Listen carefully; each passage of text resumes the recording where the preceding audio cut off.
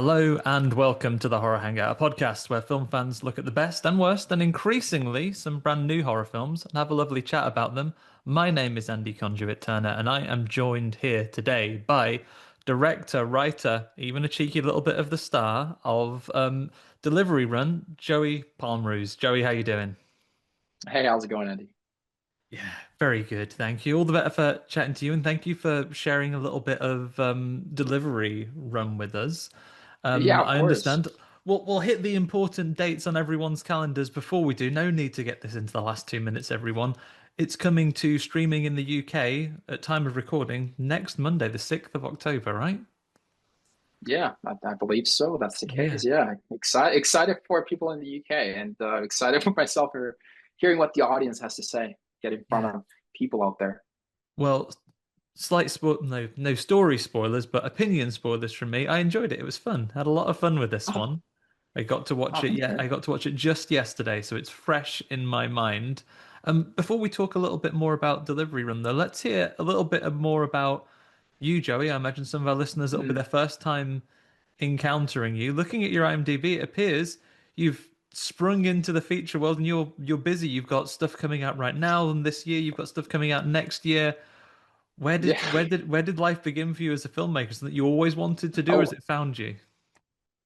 well, yeah, it found me fairly young age. I want to say I was around 5 or 6. I was emerged to film when I just somehow found myself in this uh, TV ad production base. I was like on location, and it was me witnessing cameras and lights and directors and actors all around me, and yeah, from then on, I mean, the curiosity sort of took me away and made me the cinephile I am today, I guess. And no, I immediately started forcing my buddies to be in my pictures, and my mom realizing like this is really something that I want to explore.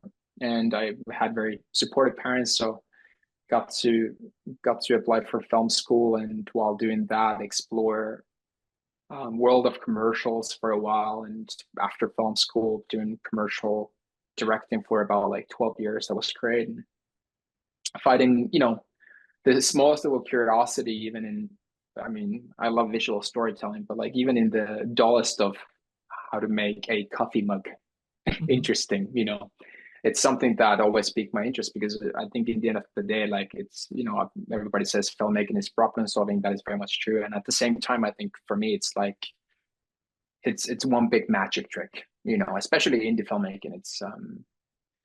It's not an easy field to begin, and now finding myself made 2 features, a year or 2 years apart somewhat, and got two in the pipeline for next year and year after that. Like it's yeah, definitely keep it busy, and that's because I've decided to do so. And I really love what I do, and I have great people around me just supporting me every step of the way. Yeah, it's certainly the passion that I think gets a lot of people started in this field, right? In terms of the genre that we care about most here on Horror Hangout, though, Mm, what tends to you have some wonderful elements of horror. We have a stalker type character that's going to be chasing our hero through. As a genre, what's your relationship with horror as a creator, as a fan? What has pulled mm. you into that genre? I mean, definitely I mean, it's not necessarily the go-to genre, but I've always loved explore, especially with the Delivery Run. I mean, it explores the world of horror.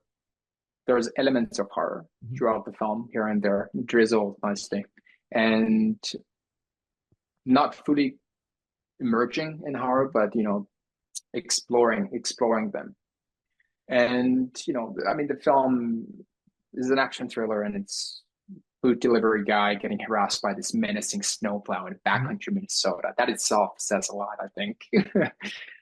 So very much cat and mouse from the beginning till the end. And I think it's those, because it is that chase from A to B, and Mhm. that is our movie. And it is basically those obstacles along the way where we get to explore the elements of horror, or even, the thriller and the action.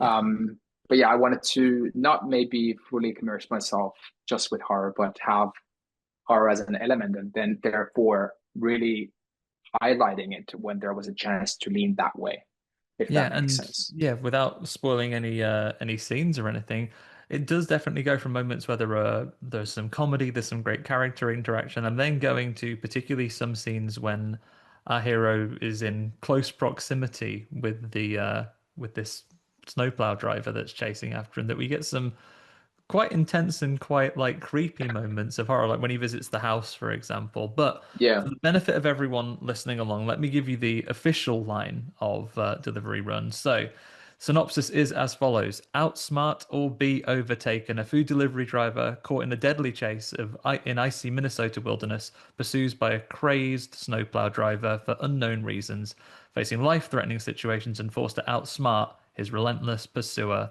alone. So anyone listening along, you'll know exactly why this attracted us to like moths to the flame to catch up on Delivery Run. Joey, let's look at a little bit of maybe some of the characters that we approach here. I mean, there's a couple that I want to focus on in particular. Let's begin with our bad luck kind of hero of the story, Lee, played by Alexander Arnold. Where did yeah, this character come from? Obviously, he's such a huge focus of the movie. yeah. No, especially in today's world, we live in a world full of superhero movies, and I wanted to explore what would your average everyday Joe do if he was thrown into the deep end in this just very wacky situation that's just off the top, and how would he react and what would he do? Because it's not him trying to figure out how to save the world, but just how to make the end of the day and just like trying to stay alive, really. And it was really just that. And I mean, the story delivered on it, but having a snowplow and shooting that in a snowy landscape actually came from me just driving behind a snowplow one day Hmm. here in Finland. Funny enough, I mean, it's very simple. And they usually tend to go very slow, and I really wanted to go around it, but there's no way going around him or her, whoever was driving that snowplow back then. But because of the oncoming traffic and it's just super dark, so that was like a light bulb moment for me. Oh, this is amazing setup, and this is my backyard. I have access to shooting in Lapland, Finland, and the rest is pretty much history. And obviously, there are moments where I lean towards taking references from movies like Duel. Spielberg is someone I've always looked up to as a creator and as a filmmaker and just a storyteller. And even I mean, I always try to capture even the smallest bit of that childlike wonder that he so beautifully does in his work, and trying to get at least a little bit of it when exploring the characterly and whatever it is that he goes through. So that's basically everything in a nutshell. Yeah. And sorry, I keep rambling, but it No, no, just takes me you're very mind welcome wanders. to. I mean, you have touched on one of my other questions, in fact. So Okay. obviously we set the film in Minnesota, but you mentioned obviously you yourself grew up in Finland. You say it was Yeah. filmed in Lapland as well? Yeah, it was filmed entirely in Lapland, Finland. Minus the couple of, establishing shots that we shot in Minnesota.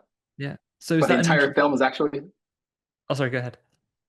no, the entire film is actually shot in Lapland, Finland. And it was actually pretty funny because I was talking about those magic tricks earlier and how to do things practically. It's like something that is really important to me and me enjoying, when watching movies, being practical, and when going through festivals over the last year, with this film and starting actually in UK, Manchester last year Mhm. at Crimfest. It was really cool to hear from people in the audience having a couple of there was one or two Minnesotans or somebody asked like this was looking beautiful, and I was like, no, it was actually shot in Lapland.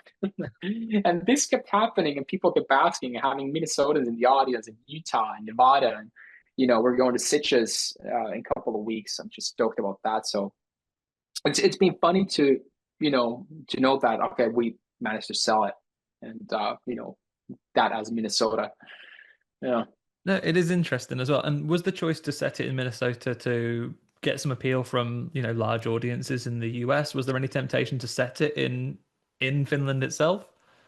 No, I mean, to be honest, I never even considered Finland. It's just I grew up watching American movies, Hmm. and creating a story like this, it is very not your typical Finnish movie or what the industry is here like. So I immediately wanted to, I shot my first film in Northern California, and continuing to keep that sort of international realm was very, immediate and clear to me. And setting the movie in Minnesota, sure, the audience as well, but I love Fargo, Where's the Next Guy, and Hmm. there's a link with Finland and Minnesota because a lot of Finnish people migrated to Minnesota way back when. Like there are towns that have Finnish names and people with Finnish surnames, and they celebrate midsummer during and sing Finnish folk songs. And so, there's also that aspect to it as well that I wanted to sort of, touch as well, while setting this film in Minnesota. Yeah. Amazing. So we're going to return very quickly to characters. Um, Yeah. your antagonist, your stalker, Mr. Plow, as he is referred to. You mentioned obviously this is driven by some of your own experiences of driving past those very intimidating vehicles on the Yeah. roads there. How else did you want to keep the character? Because you keep the character in shadow for the most part, right? Is Yeah. that to play on the imagination of the audience more so than anything you could show on screen? Yeah, no, a little bit. I mean, the actor behind the character, this Finnish actor called Jussi Lampi, is actually very well known here in Finland, and he's just a great fun guy all around. And he's when going about casting Mr. Blau, I immediately knew like, oh, it needs to be someone tall and just a big guy, because we are getting away from the vehicles every now so often. And yeah, no, keeping the face hidden was something that I decided very early on. And that's not because of Jussi not being a beautiful man. He's a very, very handsome guy. But I wanted to keep that for the audience and not like give a face to the character really, and just really focusing on Lee and what he's going through. Because regardless of that character, Mr. Plow, it is the actual Plow that Mhm. is the very menacing and scary. And sure, this is a man who's operating the vehicle, and we do get to you know um, interact with him on a couple of occasions in interior locations that I just love. I mean, the kitchen scene with him, this is Mhm. fun. Um, but yeah, keeping him somewhat anonymous was just something that I wanted to do straight away. Yeah, And one of the things I liked is how you kind of lean into the characterization of both your characters and you extend that with the vehicles they have as well. So obviously Mr. Plow, this huge sure. intimidating snowplow, and then Thank you. I found myself really struck by Lee's vehicle. Is it like a bright yellow kind of old but very quirky, like I'm not sure if they're branded separately in different countries. It's like a Ford Sierra. It's like a It family is, car from the yeah. 90s, right? It is, yeah. It's a Ford Sierra. It was a Ford Sierra, and we had two of those actually that we got for this production. One was just for him that the interior bits that we shot in. The other one was the exterior and us actually being able to use it for the chase sequences. Um, yeah, no, like you said, like it's like I mean, like Reggie, the car is his sidekick, his helper, Hmm. and it tells about the character very, very much so. Like it's beaten and it's all broken, and there's stuff hanging from the ceiling, and it's there's trash in the back seat, and it's also like that pretty much describes his life, Hmm. and and yeah, Mr. Plow. I mean, Mr. Plow was Joe with the plow, so that's And self-explanatory. and you've mentioned him now. I need to come up the maybe the casting MVP, which is no shade on the rest of your cast, but of course, Reggie the Goldfish. Where did Reggie come from? Easier to work with than a dog, I imagine, or you knew Yeah. Good Boy was already out this year. Well, funny enough, like when I first I was like, came up with the idea of a couple fit. I was like, this is funny. Like we should 100% easier to work with, I gather, than horses, with the Western that I just did. But funny enough, no, it's quite the opposite. I mean, don't get me wrong, Reggie was very, very fun to work with, and it was challenging. Let's just say, having a goldfish in -22-degree weather in Lapland, Finland. There was actually 9 Reggies there total, and not because we were going through them. There were no fish harmed in this production, but just to have other Reggies that would could then go and continue with the next day and not harm just one person, like throughout the entire shoot. So yeah, I mean, pet store in Helsinki. Casting took a couple of weeks, and we had a couple of options and headshots on the wall. So it it was fun. What an amazing bit of casting work to do. Just, making sure they go round in the bowl to get their good side as you get ready to film them. Um, 100%. Brilliant, brilliant stuff. So just to recap once again, so it's going to be available for UK audiences the 6th of October on digital, on demand, wherever you choose to get your on-demand films from, you'll be able to find it. We do obviously cater to international audiences. Is there any different dates floating for US or other territories that they should be aware of? Yeah, so we're getting a US theatrical release on October 17th. So really excited about that. Simultaneously is coming out on demand there as well, North America. And we got Sitges coming in 2 weeks. So there's already a couple of sold out rooms, 15 to the 16 in Spain. Might be a couple of tickets left. And then we have a 100 screen theatrical here in Finland. So really stoked Amazing. about that on November 5th. Yeah, I haven't looked at the Finland download stats in a little while, but they're more than zero. So for our Finnish listeners that are out there, do make yourselves known, say hi, but go and check out Delivery Run in cinemas in Finland, support local filmmakers. Um, Incredible. Joey, I couldn't let you get away without two final questions for you. One, you Okay, already mentioned you've shoot. got other things in production. Anything you can share? Anything that people should be watching out for on the feeds? Yeah, I mean, I haven't really shared that much, but I can say that, like Delivery Run and my previous film, locations play a huge part for me. And with Delivery Run, it was what can I do in this vast beauty of Finnish Lapland? The next project is very much right there. I can say that we're filming in Finland, and it's definitely a very unique location. And it's yeah, the story is tailor ridden around that beautiful piece of location, and I can't wait to explore even more. We're prepping and pre-productioning right now, and yeah, I mean, there's a little bit of Delivery Run and Outlaws in that one as well, but obviously taking it to new heights. You always take and learn as you progress and go on to your next projects. And Delivery Run has given me a lot, and definitely has moments that I just love that I got to explore. So yeah. Amazing. And the best place to follow along with you if people want to keep up with new news. Social media is not what it used to be. So where is the best place to keep up with you? I'm at Joey Palmroos pretty much everywhere across all the platforms. So Instagram, TikTok, YouTube, but mainly on Instagram. I'm there, very, very, very, very informative, and with a lot of our new updates almost on a daily basis. I'm very, very much addicted. So there's actually a lot of cool BTSs from Deliver, if anyone wants to see on my Instagram. So yeah. Amazing. We'll drop that in the show notes so people can find it there. Okay, finally, I couldn't let you get away without joining me on the Horror Hangout podcast without asking you to put the pressure on you now. So imagine it is the season for it. We're in October. It's Okay. Halloween season. Let's Yeah, true. imagine the ball has fallen to you. Your friends are all coming round your house, Halloween. They want a movie night with you. You're in charge of everything. What horror movie are you going to put on for all your friends to come round and enjoy? Well, you're gonna laugh. You're gonna laugh at me because I'm not like the biggest. I mean, I love horror, but like I'm not like No deep cuts Hardcore. required. You Well, can go whatever speaks to you. This is your part okay, to okay, make. I got my answer. I actually love this movie. If it's not considered horror, I don't. I mean, for me, it is Shining.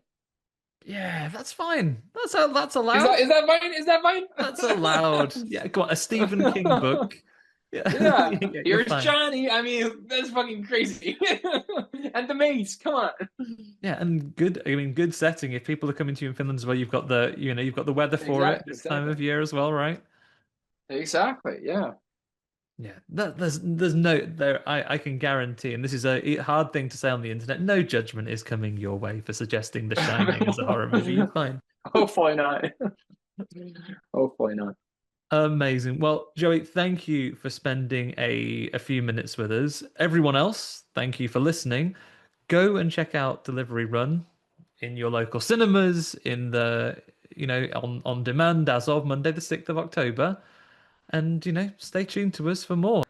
My name's Ben Errington, and today I'm joined by Alexander Arnold, the star of Delivery Run. Welcome to the show, Alex. Hello. Thanks so much. Thanks so much. Thank you. You're welcome. You're welcome. Absolutely. Yeah. So Delivery Run. So tell me a little bit how you got involved in this project. So we're fast approaching the UK. Sorry, the digital release is now. It's out now, isn't it? Yeah, it's out today as of Monday. Yeah. Exciting. Yeah. How did I get involved? I did an audition tape for this. This came in from my agent, and you always just think like, oh, I don't know if I'll get this or not. You send out so many tapes, and it goes out into the ether, and you don't know what's going to happen to it. But I really connected to this. I thought it was just such like a brilliant kind of simple story, and just be really fun to do, and would be quite a challenge. And luckily, on the other end, it was received well as well. So I met with Joey, the director, at Yes. Spotlight, and and yeah, from there I got it was like a week after that got the role, and Mm. then I think it was about 2 or 3 weeks. So it wasn't too long. We started filming, so I was flown over to Finland. Yeah. Yeah, So it was shot in Finland, wasn't it? I was surprised by this because not for a yeah. second did I think, hang on a minute, this is Finland. Well, first of all, Alex, not for a second Hmm. did I think this is a British gentleman doing an accent. I Oh, didn't think that thanks. for a second, and I didn't think Finland either. So that's kind of crazy. Oh, great. Um, so yeah, I mean, what was it like shooting in Finland? I mean, I guess it looked cold. Yeah, so we're in Lapland. We're where Santa Claus lives. Pretty iconic. Yeah, yeah, It very was iconic. You didn't see him, did you? Didn't spot him? Yeah, no, I didn't, I'm afraid. Saw some Ah, reindeers though. yeah. Beautiful. Okay, very nice. Yeah. Um, no, it was incredible. I mean, what a unique experience actually. I never, I didn't I've always thought it'd be amazing to go somewhere like that, but to also go then to be working there, Mm, how incredible. And it's not, saw like the Northern Lights a couple of times and things like that, so yeah, what a location. And I mean, for this, obviously, it's set in Minnesota, but mm. you don't really have to sort of suspend your imagination, so to speak. It's very similar to the landscape, snowy, icy as hell. Yeah, So yeah, yeah, and I'm glad that as you say, it comes across as it yeah. reads like it could be in America, in Minnesota. So that's What that's was the great. what was the heating like in that car you were driving? Because it didn't strike me as the the most. I mean, I guess the better question would be, how did you keep warm between takes? I guess that's probably the best question. Wore a few layers. I remember I went to Uniqlo before we started filming and managed to get some proper long johns and things like Oh, that to lovely. keep Yeah, yeah, myself very warm. nice. But yeah, I had quite a few layers on, and I did have a hat on, so I was fairly warm. But no, it's really. I mean, it gets to as low as sort of minus. I think when they're minus 13, or something Oh like my that. It was. God. I was like, God, that's so Wow. cold. But the air is also so clear and sort of dry, I suppose. It's not like wet here, so it doesn't Yeah. feel as cold as it is. So but yeah, Well, I hope you I had managed to keep something. myself warm. I hope you had something written into your contract for the for the for the drop in the temperature because I know I definitely would want that. Well, I think I sort of knew what the situation was Oh, when I okay. signed up So for it's it. like before you sign on the dotted line, you know what you're getting yourself in for, I suppose. Well, yeah, I guess so. But it was quite full on the role. It was quite, there was don't get me wrong, it was super fun. But at the end of the day, being chased by a guy in a snowplow truck, so had to Yeah, really bring it and use my imagination a yeah, of lot, and course. it was quite exhausting. Hmm. So, but I can but imagine. all that challenge I enjoyed, as an Yeah. actor. Well, a very like complex role, I guess, because there's the high octane thriller nature of it, the being pursued by a faceless Mr. Plow, as he's called Yeah, in the film. But also like there are some comedy moments throughout the film as well that you get to lean yeah, into. Do you prefer working like that, where you kind of it's not particularly one genre, you can kind of like flip between the both of them, I guess? yeah.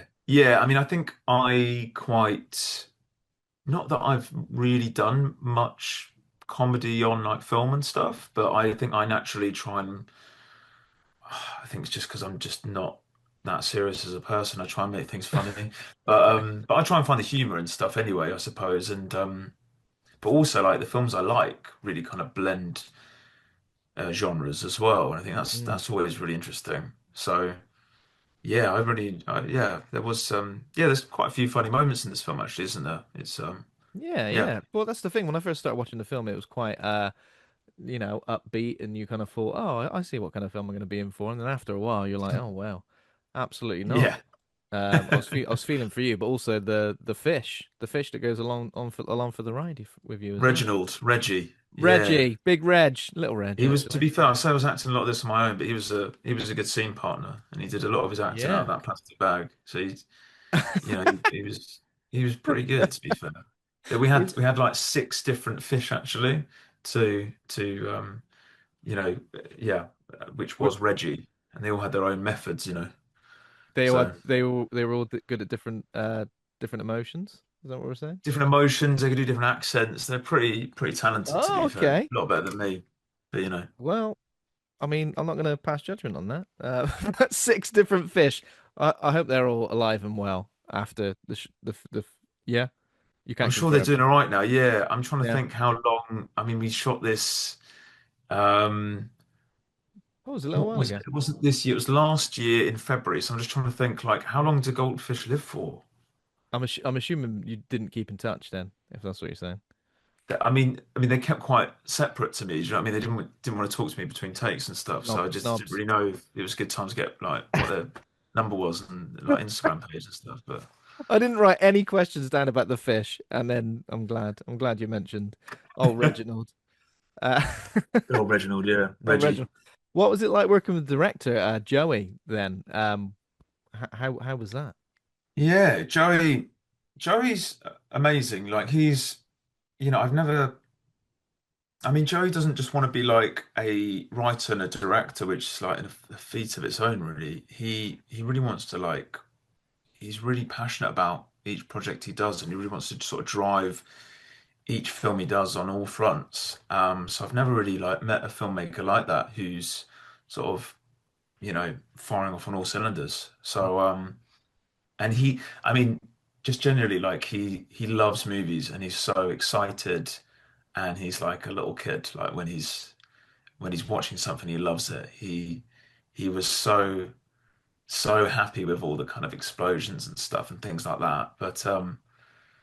But yeah, fantastic to work with and super fun, and I think got the best out of me in this film. So I'm yeah, really happy to work with him. It's been good Yeah, fun. that's great. We did manage to speak to Joey as well, so we're going to kind of put out a dual episode, Oh, great. chatting to Yeah. Joey and then you. So be good to see Yeah. from both sides of the camera, I guess. Um, Nice. Yeah. were there any films in particular that you watched before you sort of went? Because there are a few films that I was kind of like, okay, this is a bit like this, is a bit like that. In terms of pursuit thrillers, I would say. So I was feeling Mm. Jeepers Creepers in places, The Hitcher, Roadkill. I don't know if those are any films that, or did you kind of go into this completely blind? Well, not completely blind, but I guess you know what I mean. Yeah. Well, one of the films that like I instantly kind of, connected to this one was Duel, which is great, isn't it? That's yeah, And that's a very good one. Yeah, but yeah. yeah, Duel on Ice, really, this isn't it? Hmm. I think I remember we had a little screening of well, we watched it together, me, the DOP, and Joe watched Fargo, Oh, and okay, yeah. just to kind of Hmm. because it's Minnesota and what have you. Um, well, it's Fargo, isn't it? Fargo. Well, but anyway, Yeah, yeah, yeah. that sort of ballpark. And yeah, so yeah, we watched that. I'm trying to think what else really, but no, that was quite I think a big one really. It's Hmm. great Yeah, I mean, Coen Brothers film, isn't it? Coen Brothers. Yeah. Have you seen the TV show as well? I've seen a few Yeah, episodes. Yeah. I've only watched the first series I think actually. I'm the I've same. been Yeah, I wanting think to, I've only seen the first series. Yeah. yeah, I've been wanting to watch more, but Hmm. I love Martin Freeman in that series. He was Yeah, fantastic. yeah. That he's great in that, Yeah. isn't he? I love it when Martin Freeman pops up in things you don't expect him to be in. Yeah, yeah. Yeah. Apparently, it's great by that show because it's kind of it's again talking about gender, genre rather Mm. bending. It kind of goes all over the place. I think that Yeah. show, from I what I've suppose that's heard, a Coen so it Brothers sounds thing, and right I on my guess. street. Yeah, absolutely, Yeah, absolutely. I was yeah, also going to ask you, Alex. Don't I hope you don't mind me asking you this, but what's your road rage like? Because there's a few moments in this that you have to lean into a little bit of road rage. I was definitely yeah, feeling the stress going up a level or two. yeah. Well, I was saying before, like I live in London, Oh, you and don't need to drive in London, do you? I Or don't do really you? need to drive. And I mean, most of the time I'm on public transport, but I drive a little bit around here, and it's you got to kind of have your wits about you a little bit, Mm. particularly people just like kind of like pulling out. So yeah, it's maybe a bit different to like where I grew up in Kent and driving around there. But my road rage, I don't know. My girlfriend would probably say that I'm a bit mental, but no, I try and remain as calm as I can on the roads, really. I mean, it's 20 miles an hour if you do drive around London. So, unless Yeah, you're an idiot and you're driving too fast, I you know, guess you can't lose your temper too much at 20 miles an hour, can you? Or maybe you you can't can. really get into it. You can't No, you really can. 20 miles an hour. It's a bit like shaking your fist. Well, I suppose you weren't going that fast on the icy roads anyway, were you? So, Well, yeah, there we go. But yeah, safety first safe, and don't be a dick on mm, the road. That's what I say. safety first. Don't be a dick on the road. Don't just, especially if you're in a big vehicle, like a big snowplow, just chill Yeah, out. Give it a rest. Be respectful to everybody else around you on the roads, especially people who 100%. are out there doing delivery runs. Yes, exactly. People who are, yeah, exactly. People who are working and delivering food to people. Yeah, Yeah, you didn't come get on. into character for you weren't like method about it and worked for Uber Eats for a couple of weeks before Well, this, or because it was such a quick turnaround, I did try and apply for like an Uber, like just to see if I could, see if I could do that, like just on my bike. But yeah, the that'd be good, process, wouldn't it? I don't know, I think I did it wrong, but like the process was quite long, and then I was Yeah, just like, oh, more I'm gonna have to complicated pack my than you life to realize, I leave. think, isn't it? Yeah, sorry. It's more complicated than you realize. People think you Yeah, can just go, oh, I'll just yeah, do some Uber.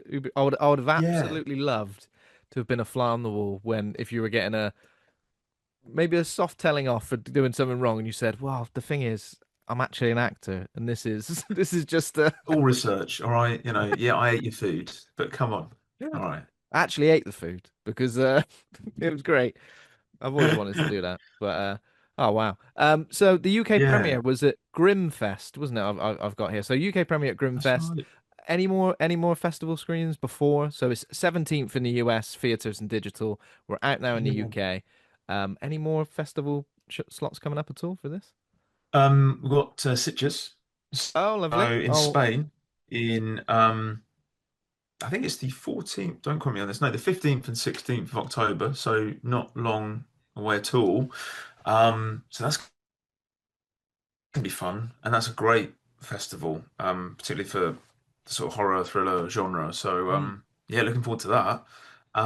So yeah, that's coming up, and that's going to be exciting, you know. So yeah, and Sitges, apparently the place itself is really gorgeous too. So looking forward to Oh, that. amazing. You'll be Yes, in that's one that's attendance. coming You'll up. be in attendance then, yeah. Yes, I'm Yeah. going to be there too. So yeah, I've never Oh, been there amazing. before. Yeah, I yeah. hope when you're on the red carpet, no one is rude and comes up behind you and barges their way through. You know, I guess the thing I'm trying to say there is like Mr. Plow. I'm sure you got Yeah, that, well, but it's a different climate, isn't it? I mean, I'm not prepared for that. I wouldn't mentally think that there's going to be no. a truck, but there could be some version of that Yeah. I don't know. I'm trying to think what, What would it be? just Just like a rickshaw or something like that. A tourist something rickshaw like that. kind of thing. Yeah, Yeah. yeah, Maybe. maybe. Uh, But yeah, so exciting though. I mean, I think people are cool. gonna love this. I mean, you can check it out now. It's streaming from today in the UK, isn't it? So that's great. Well, That's right. anything you're working on currently or next that you would be allowed to talk about, Alex? I've I've got a film coming out called Fuse, which is by David Mackenzie directing. It's got Aaron Taylor Johnson and Theo James in, so I've got Oh wow, a lovely okay. little role in that, Amazing. which is cool. Um, but yeah, that's sort of later into next year, I believe. Hmm. But no, I'm about to go into rehearsals for a play, so that's going to be fun. I haven't done a play for about 6 years. Lovely. Is that where Um, you got started in acting really on I the got started actually in well, I went to National Youth Theatre when I was like 16, Hmm. and then I went to an open audition for Skins when I was 17. So I got a role in Skins, and I was in that Oh for wow. a couple of series. So Bristol Way, Yeah, Bristol, of course, yeah. and yeah, so yeah, I did that, and then but I've done yeah, after I left that, I really wanted to do. So I was sort of 18. I always wanted to do theatre. So I've done, I think, done about sort of like 4 or 5 plays. But I guess with like COVID and stuff and things, Mm. it's kind of halted a few years of doing that. But no, this is really cool. It's like a two-hander. It's called Most Favoured on at Soho Theatre, so in Oh, town, which okay. is yeah, really good. So I'm excited to start that. Yeah. Oh, amazing. Sounds great. Absolutely. Yeah. Thanks. Well, thank you so much for taking the time to chat to me about Delivery Run. It's been a pleasure. Thanks, man. And good luck with the play. Good luck with the premiere as well in Sitges as well. Yeah. Thanks so much, and thanks everybody for listening. I'll put some bits and bobs in the show notes to allow our audiences to find this film and stream it. But yeah, thanks very much, Alex. It's been a pleasure.